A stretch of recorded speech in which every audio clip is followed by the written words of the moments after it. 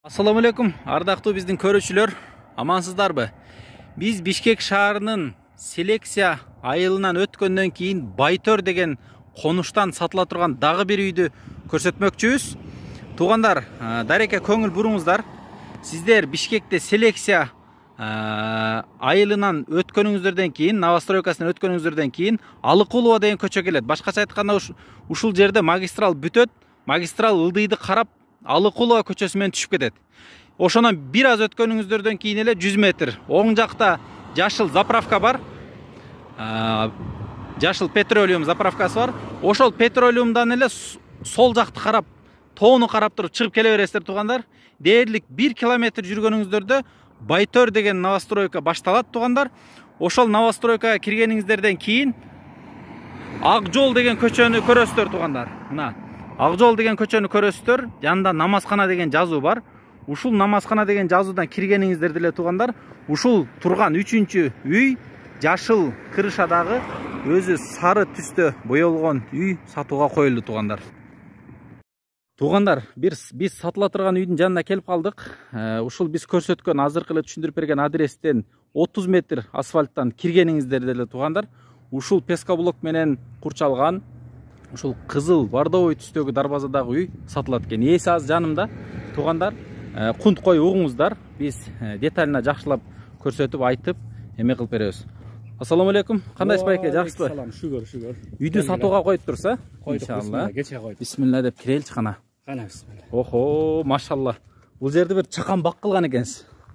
Бул жер карлик көчөттөр. Карлик көчөттөр, түрү бар. Бир кол менен эсептеп койсо болобу, кайсы көчөттөр бар бул жерде? Бул жапалактары жайкалмалар, кыш калма. Соксоюп тургандар гиляс. Гилястар, жана кара чоң майскилерби? Майскилер, кара кошук. Жакшы. Анан кара өрүк деп коет, чорный слив. Экөөсү. Экөөсү баткен өрүк, өзүнөн көрбөй турган. Туугандар, сол жагында дараткана, летний дараткана, баягы альтернативный дараткана жайланган экен. Негизи бул үйдүн ичинде деле санузел бар экен. Коргон бүт пескоблок менен тосулган экен. Бардыгы тосулган экен. Азыр туугандар, биринчи эле баарыңыздар үйдүн ичине киргенге шашылып атсаңыздар керек. Бисмилла деп биз үйдүн ичин көргөзөлү. Анан сырткардагы дагы кошумча курулуштарды, очокторду көргөзөбүз буюрса. Иншалла. Бисмилла дейли. Охо, машалла. Бул үйдүн ичинде эле декор кылып, баягы не деп коет эле, монун шыбагыны? Декор беле? Декор кылып турса, киргенде туугандар сол оң жакта гардероб жайланыптыр. Коридор бул прихожка аябай кенен экен. Киргенде эле бир 5-6 адам бир эле кирсе деле боло турган. Оң жак тарабында чоң айнек жайланыптыр. Анын астында паровое отопление, пластик айнектер. Эми ичине кирели. Бисмилла деп. Кана? Охо, машалла. Үйдүн бийиктиги канча байке? 3 толук. 3 толук деңиз, демек стандартный. Стандартный. Бүт занавескалар, бүт эмелер түшө берет. Туугандар, потолоктор гипсокартон болуптур, дуалдары водоэмилляционка краска менен краскаланыптыр. Бирок бул байкез айтат, обой жабышса болот дейт келечекте. Себеби түз дейт дуалдары. Оң жагында айнек жайланыптыр. Анын сыртында ошол темир тор менен курчалган экен. Бул жерде паровое отопление. Андан эле киргенибизден кийин сол жагында туугандар сөзсүз ар бир үйдө зал болот. Ошол залы жайланып байкебиздин. Бул залга киргенде эле охо, машалла, аябай кенен көрүнөт го бул жерге байке. Канча адам батат бул жерге эми? Бул жерге бир 25 адам батат дейт, 25 кенен отурат. Машалла, мына потологу бийик. Бул эмесини люстрасын алган киши өзү каалагандай люстра коюп алат экен. Полдорубуз ламинат болуптур. Стол, стулдар калат экен туугандар. Бүт ушул жерде көрүп турган нерселер, мебелдери баары калат экен. Иншалла. Жакшы, биз эми кийинки комнаталарга чыга берели. Ушул эле залдан чыкканда оң жак тарабында жанында эле бир комната бар экен. Ушул комнатага киреличи. Бисмилла деп. Кана? Машалла, бул жер мындайча айтканда намазкана же болбосо бир бош бөлмө экен, Конок үй деп койсо. Конок үй деп койсо болот экен.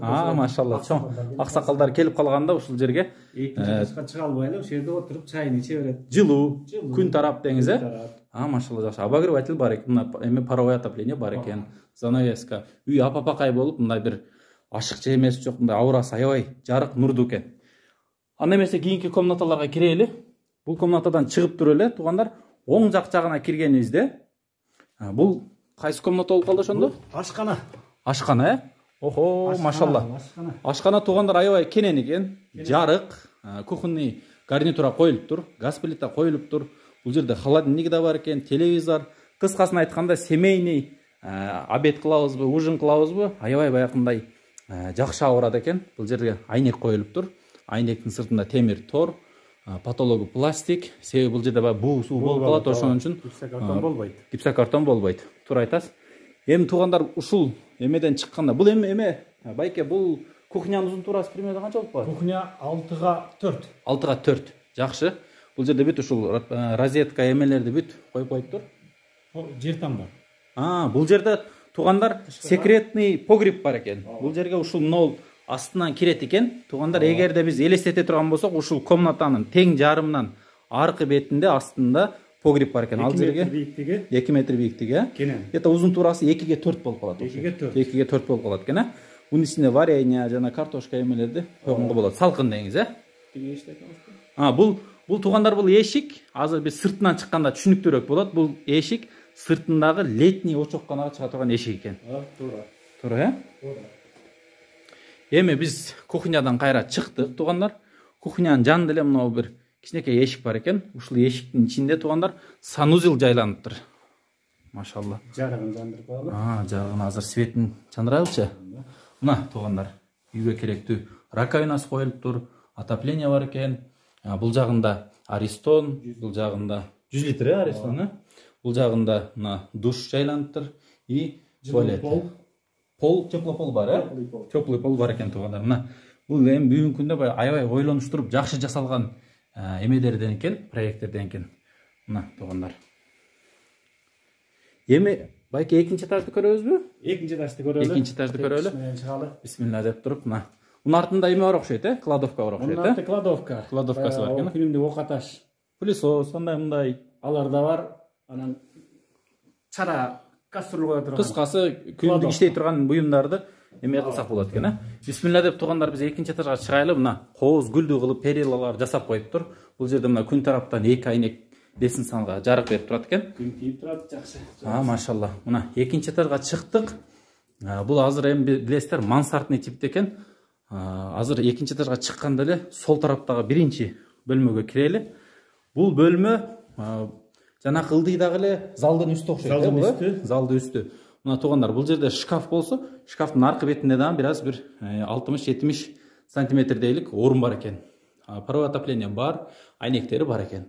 Машалла, жакшы. Бул кандай бөлмө болуп калды? Бул уктоочу жай. Уктоочу жай, спальный комната дегиңиз, Уктоочу жай, чоңу ушул. Эң чоң спальный ушул болду, Ал эми ушул бөлмөнүн жанында эле дагы бир бөлмө бар экен. Бул дагы жаш балдар уктоочу детский комната деп койсок болот окшойт, Мына туугандар, бурчтары монтип, мансардный типте. Бул деле өзүнүн бир убактында аябай мода болгон, Атайын адамдар ушинтип мансард салып. Бирок бунун бийиктиги канча, комнатанын бийиктиги? Потолок 3. Ылдыйдагыдай эле 3 норма менен жасалган экен. Машалла, жакшы. Бул комнатадан чыгып туруп эле оң жактагы комнатага кирсек, бул деле детский комната экен. Же балдарга, же кыздарга ичине обой менен жабыштырып, жасап берсе болот экен. Айнеги бар экен. Паровой отопление коюлуптур. Буга да бул комнатанын узун туурасы бир 2,5-га 3 чыгат окшойт. Где-то бир 12 квадрат бар. 12 квадрат бар, Андан кийин чыгып туруп туугандар, оң жакка карап кире турган болсок, бул жер бир аябай укмуш ой менен салынган экен. Бул жерде мына ушундай бир кичинекей комната бар экен. Бул эми кладовка окшойт, Кладовка, склад, керексиз буюм. Биз кыргыздарда көп буюмдар болот го, Ошол сыяктуу.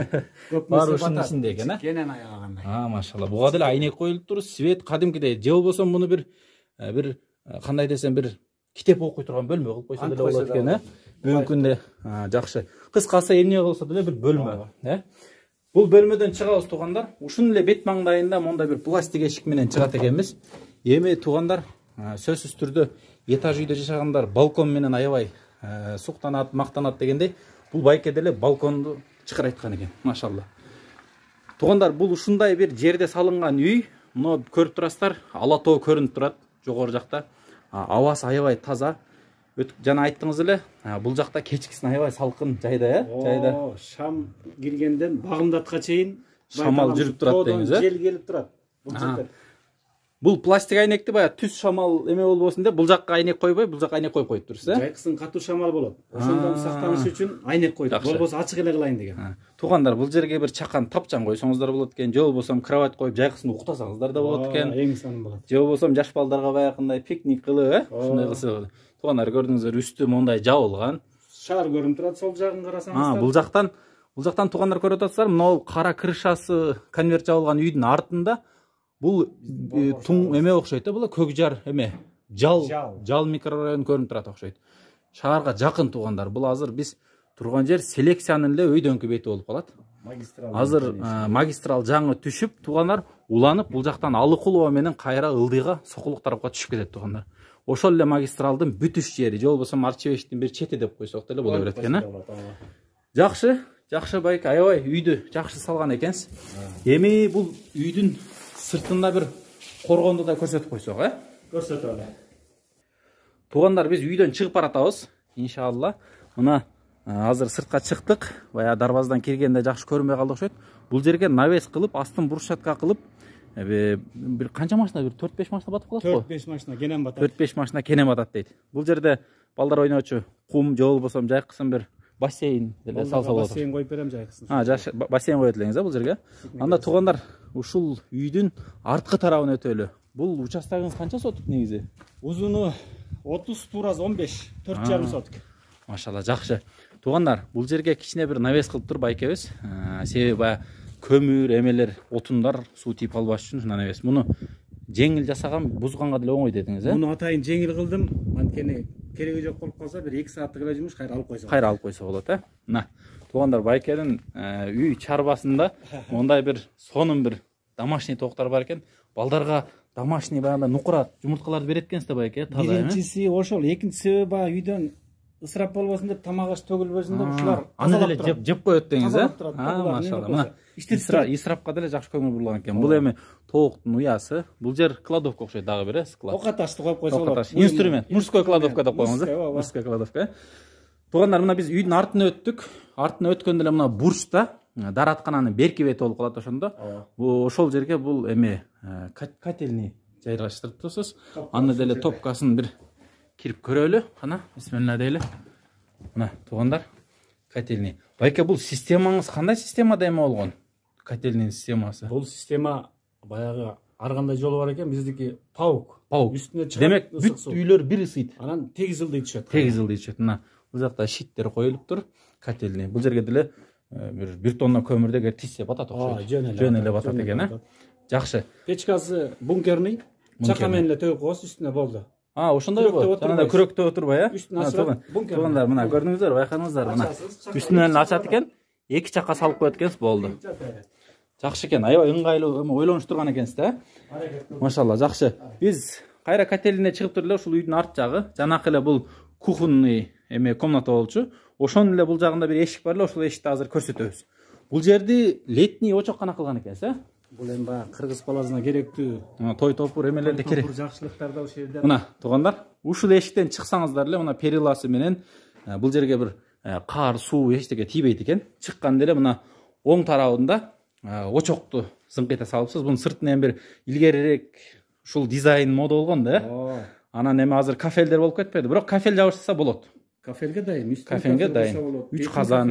Бул жерде эми көрүнүп турган бүт окаттар калат. Баары калат. Баары калат, э? Баары калат. Калат. Туугандар, көрдүңүздөр, бүт комплект менен калып атат сиздерге. Ооба. Мына биз эми видео аягына келип калды окшойт. Жыйынтыктап эми сыртка чыгалы, иншалла. Бул жерде мини спорт бар. Эми байке, сизге коргонун астына жеткенге чейин бир эки суроону берейин. Үйдүн документтери кандай? Үй, канализациясы, ошолорду бир айтып койсоңуз. Бул жер кызыл китеби менен. Кызыл китеби менен. Официалдуу тилинген жер. Эч кандай ызы чуу чыр-чатагы жок. Жерден центральный канализацияга кошулганбыз. Биз көчүп келгенибизге бир 3-4 жыл болуп калды. Бул жаңы бүткөн үй. Толук бүтө элек. Брусчаткалары калган.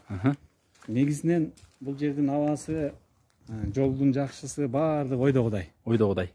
Бул жерге келип эле жашынакай жашаш керек. Бирок байке, мен ишенесизби, мына азыр сиз шаардын өйдөңкү тарабында да үйүңүзчү. Мен ушул жактарда туугандардын үйүнө келип эс алып калам.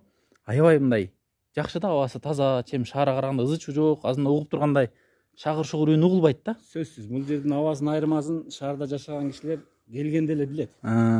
Жакшы. Анан байке, газы кандай бул жерде? Газ качан кире турган болот? Газга заявка берилген 2023 келет. 2023. Кудай буйрса 23 Бул келет. огородко суу бар экен, ичинен чыккан экен суу, Суу бар. Мына көчөттөр туугандар көрүп атасыздар бир минимум бир 5-6 жылдык же 4-5 жылдык көчөттөр булар. Уже жетилип. Шүмүн жеп атабыз. Шүмүн жеп атасыздар уже, Өрүк гүлдөп атат. Өрүк гүлдөп калыптыр биякта бир. Өрүк деп коет, муну. О. Деген düşүк алган жок. Бирок эме экен. Гүлү көп экен. Значит, эмеси деле көп экен, буюрса, мөмөсү деле көп экен. Туугандар, анан айтып коеюн деген нерсе, бул байке мына жерде артында, үйдүн артында 1 метр жер бар экен. Бирок кошуна келгенде тосот дейт, бирок ушул 1 метр жер ушу байкеге карайт экен. Кийин кошуна тоскондо бул жер ачылып, артынан баягы пожарный вход ачылат экен туугандар. Демек, документ жагы баары жакшы деңиз, Документи ордунда да. Эми эң акырында баягы акыркы суроо калды. Баасы канча эми? Баасы 90 миң сурап атам. 90 миң сурап атасыз, машалла. Сырты утепление кандай болгон? Бул жылууланган. Жылууланган, менен жылууланган. Эркер бар экен бул жерде. Декор. Мен бул үйдү өзүм үчүн салгам. Эч нерсесин аяган эмесмин, эч нерсесин калтырган эмесмин. Кандай талап болсо ошондой кылып, өзүмдүн ойдогудай салып жашап жүрдүңүз. Ишеничтүү устакелерге салдыргам. Машалла, жакшы экен. Эми убактылуу ушундай болуп атат. Сатышка туура. Акчанын зарылчылыгы аз эми бүт эле ушундай болуп атат. Баасын канча деп атасыз эми? Баасы 90 миң. 90 миң доллар. Эгерде нак алам дегендер болсо, телефон чалып, сүйлөшүп, байланышып көрөт. Сөзсүз байланышабыз. Чүрүп бересиз. Сүйлөшөбүз. Чүрүп бересиз, Ылдый беребиз эми. Ооба, соода. Соода да. Соода. Жакшы экен анда. Туугандар, биз сиздер менен видео аяктап калдык, коштошобуз. Буюрса, эгерде видеолорубуз жаккан болсо, лайктардан басып, каналга катталып, активный болуңуздар. Жакшы үйлөрдү сиздерге тартып берели, сиздерге жакшы үйлөр насип кылсын, бизге деле насип кылсын. Рахмат.